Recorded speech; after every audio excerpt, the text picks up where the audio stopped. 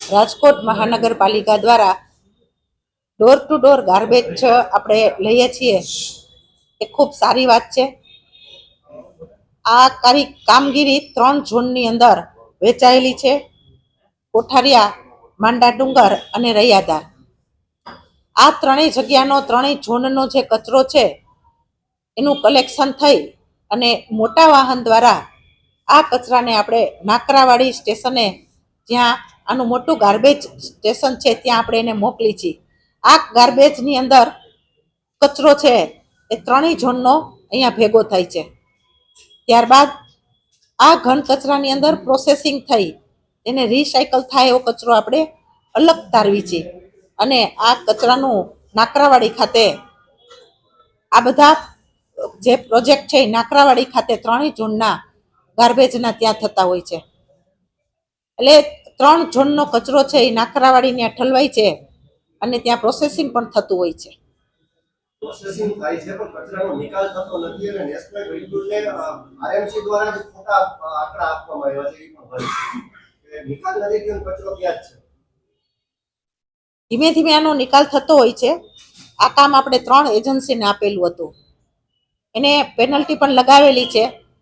જે એજન્સીએ ધીમું કામ કર્યું છે એને આપણે પેનલ્ટી પણ આપેલી છે. 1 અને 2 ફેઝનું કામ છે એ થઈ ગયું છે. 3જા ફેઝની અંદર આ કામ છે આપણે પૂર્ણ કરવાનું એજન્સીને પણ આપણે નોટિસો આપેલી છે કે ઝડપથી આ કામ છે એ પૂરું કરે.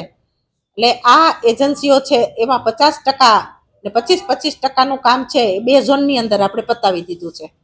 1 ઝોનની અંદર આ કામ છે એજન્સીએ જે લીધું છે એજન્સીને આપણે પેનલ્ટી પણ આપેલી છે કે ઝડપથી આ કામ થાય અને જ્યાં કચરાનું સમસ્યા છે નાકરાવાડીમાં એ ઝડપથી પૂરી થાય.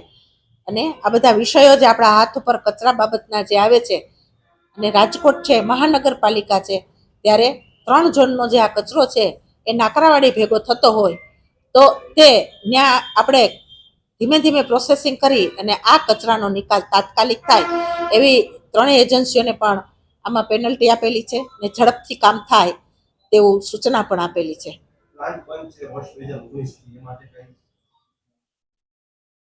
એ પ્લાન્ટ જે બંધ છે એનું ફરીથી આપણે એજન્સીને આપીશું અને ઝડપથી કામ થાય એના માટેને પણ આપણે સતત પ્રયત્ન કરશું કે જેથી કરીને આ કચરો છે એનો નિકાલ અને પ્રોસેસિંગ એની ઝડપથી થાય.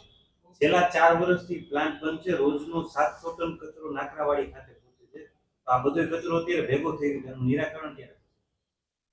અધિકારીઓ સાથે અને પદાધિકારીઓ અમે સાથે બેસી આનો ઝડપથી નિરાકરણ થાય અને જે પણ કચરો નાકરાવાડીની અંદર છે એ 3 ઝોનનો કચરો રાજકોટ મહાનગરપાલિકા જ્યારે આ બાબતમાં ચિંતા કરે છે ત્યારે કમિશનર સાહેબ એજન્સીઓને ફરીથી આ બાબતની પેનલ્ટી આપશું અને કમિશનર તેમજ પદાધિકારીઓ અમે સાથે બેસી અને આ કામ ઝડપથી થાય તેવું એજન્સીને પણ પેનલ્ટી આપીશું અને નવી એજન્સીઓ છે એને બોલાવીશું.